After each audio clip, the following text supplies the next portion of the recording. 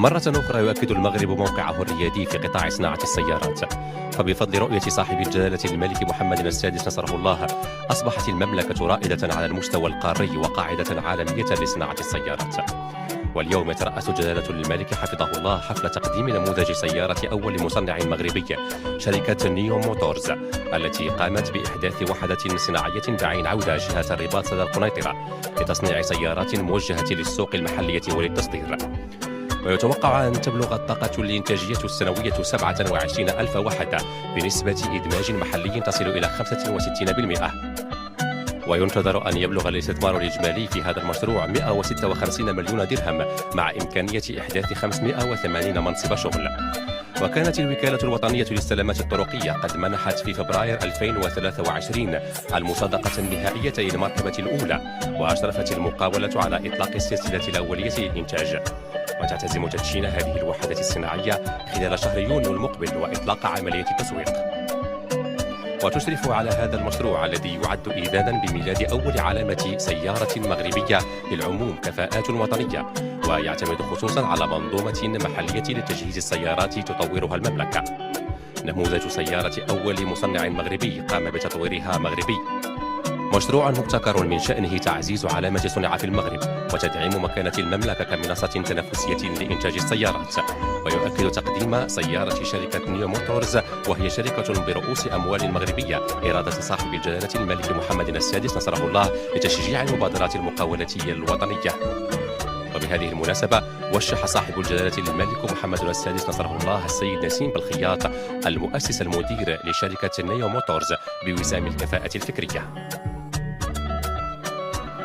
وفيما يتعلق بالنموذج الأولي لمركبة الهيدروجين لشركة نامكس، فقد تم تصميمه بشراكة مع المكتب الإيطالي المرموق للتصميم والمتخصص في هياكل السيارات بينينفارينا، وقد تم إبداع التصميم الداخلي للمركبة من طرف كفاءات مغربية.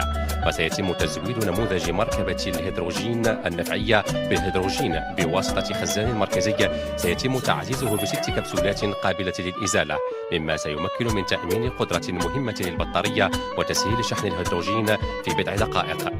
ويضع هذا المشروع الرائد المغرب في صلب الدينامية المتجددة على المستوى العالمي الرامية إلى تطوير أشكال جديدة للنقل تجمع بين النجاعة واحترام البيئة.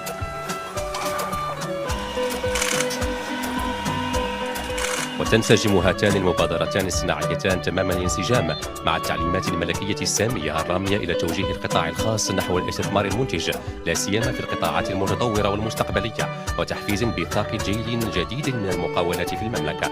كما يكرس هذان المشروعان الرؤية المستنيرة لجلالة الملك بخصوص التنمية المستدامة وتعزيز الطاقات المتجددة، لا سيما في قطاع الهيدروجين الأخضر الواعد. وتجسد هذه البادرة الريادة التي أصبح يتميز بها المغرب بقيادة صاحب الجلالة الملك محمد السادس نصره الله في مجال صناعة السيارات واستقطابه الاستثمارات الوطنية والدولية، مما يعزز مكانة المغرب على الصعيد القاري والدولي. وبهذه المناسبة كذلك وشح صاحب الجلالة الملك محمد السادس نصره الله السيد فوزي نجاح المؤسس المدير لشركة نامكس بوسام الكفاءة الفكرية. جرى هذا الحفل بحضور وزير الصناعة والتجارة السيد رياض منصور.